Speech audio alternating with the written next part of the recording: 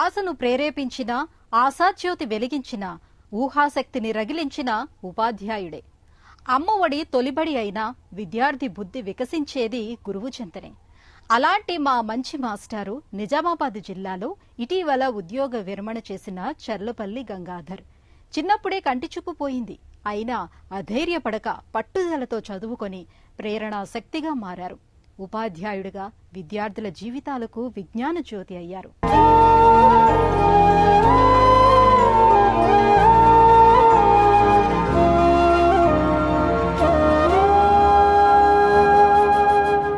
ఈయన వివక్ష మీద తన కసిని కృషిగా మలుచుకుని నైరాశ్యాన్ని తరిమి ఆశావాహంగా ముందుకు సాగి విజయాలను వరించారు. రేపటి పౌరుల భవితకు మార్గదర్శనం చేశారు. తన పేరు చర్లపల్లి గంగాధర్. స్వగ్రామం నిజామాబాద్ జిల్లా నందివాడ మండలం సిర్పూర్. పూరి గుడిసెలో ఉండి పేదరికం నీడన పెరిగారు. పుట్టుకతోనే కంటిచూపు లేదు. తండ్రి బడికి పంపలేదు. కాని బాలుడు బహు తెలివైనవాడని పొరుగువారందరికీ అర్థమైంది.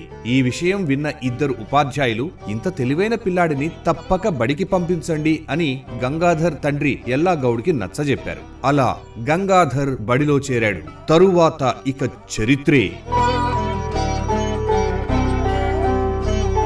నా పేరు చర్లపల్లి గంగాధర్. మా నాన్న పేరు ఎల్లాగౌడ్, అమ్మ పేరు రాజవ్వ. నిజామాబాద్ డిస్టిక్ లో సిర్పూర్ విలేజ్. పుట్టినప్పటి నుండి లైనెస్ కావడంతో నార్మల్ స్కూల్ కు వెళ్ళడం జరిగింది. అక్కడ అక్షరాలు సరిగా అగుపించవన్న ఉద్దేశంతో మా ఊరు మోహన్ రెడ్డి టీచర్ పోచంపాడులో పనిచేసేవారు. ఆయనతో colleague Hindi Pandit blind teacher. వాళ్ళిద్దరు కలిసి పనిచేసేవాళ్ళు. మా వాళ్ళ అబ్బాయి ఉన్నాడు. ఈ విధంగా అంటే వాళ్ళు మా నాన్నకు చెప్పడం, దాంతో హైదరాబాద్ బ్లైండ్ స్కూల్ కు వెళ్ళడం జరిగింది. 3వ తరగతి నుండి SSC వరకు 1979-80 10th క్లాస్ పూర్తి చేయడం. ఒక ముద్ర వేసేదాకా సమాజం నిద్రపోదు కదా. మీ బిడ్డకు చూపులేదు, చదవటానికి పనికిరాడని అందరూ అమ్మా నాన్నను ఉద్దేశించి అంటూ ఉంటే బాలగంగాధర్ మనసులో ముళ్ళుగుచ్చినట్లయింది. వారి మాటలు అతడి పట్టుదలను పెంచాయి. అవి అపోహలేనని నిరూపించాలని మౌనంగా మనసులోనే శపథం చేశాడు. విద్యాభ్యాసం కొనసాగించారు. పోస్ట్ గ్రాడ్యుయేషన్ తర్వాత BEd అయింది.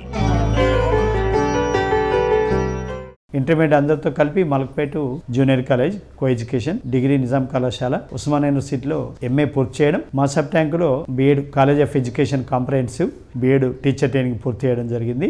గంగాధర్ DSC పరీక్షలో ఎంపికై ఉపాధ్యాయుడయ్యారు. అన్నారంలో తొలి నియామకం లభించింది. తను పాఠ్యపుస్తకాలకే పరిమితం కాలేదు. భారత రామాయణ గాథల్లో బుల్లి కథలను పిల్లలకు చెప్పేవారు. కవిత్వం చెప్పినా, పద్యం ఆలపించినా ఆయన శైలి విశిష్టం. గంగాధర్ 3.5 దశాబ్దాల పాటు వివిధ పాఠశాలల్లో పనిచేశారు. అంతరిక్షరణి జయించింది చదువు, అవనిలోన విజ్ఞానం కలిగించే చదువు, చదవాలిదా ఎన్ని ఆటంకాలు వచ్చినా.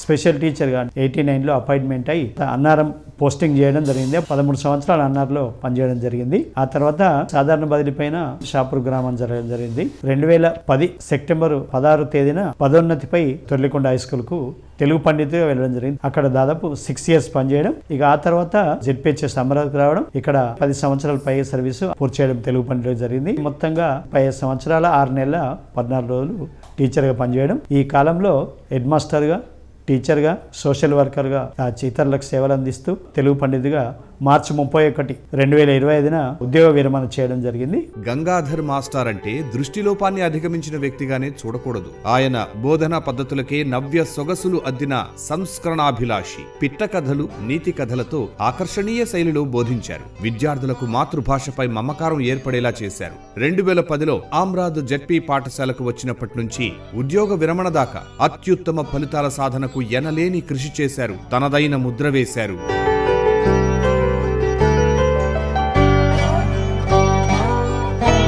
సాధారణంగా ఉపాధ్యాయ వృత్తిని ఎంపిక చేసుకున్నప్పుడు తీపి చేదు జ్ఞాపకాలు అంటూ చాలా ఉంటాయి. నేను పనిచేసినటువంటి 4 పాఠశాలలలో మంచి ఉపాధ్యాయ బృందం కూడా అందరూ మనతో సహకరించడం, పిల్లల్ని కూడా ఆకట్టుకునే విధంగా మాకు బాగా చెప్పింది సార్ చాలా అని చెప్పడం జరిగింది.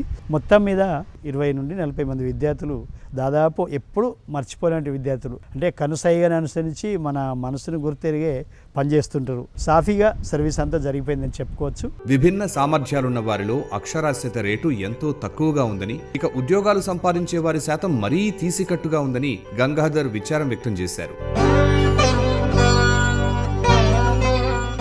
ఇప్పటికీ చాలామంది నిరక్షరాస్యులైనటువంటి వాళ్ళు దివ్యాంగులు కూడా ఉన్నారు. అక్షరాస్యులైన వాళ్ళు తక్కువ 14% మనకు సర్వే లెక్కలు చూపిస్తున్నది. దాంట్లో ఉద్యోగాలు పొందిన వాళ్ళు ఒక 5% 3% కావచ్చు. అగాధ సముద్రంలోనే ఆణిముత్యాలు ఉంటాయి. చీకటిలో ఆశాకిరణాలు మరింత ప్రకాశంతో వెలుగుతాయి.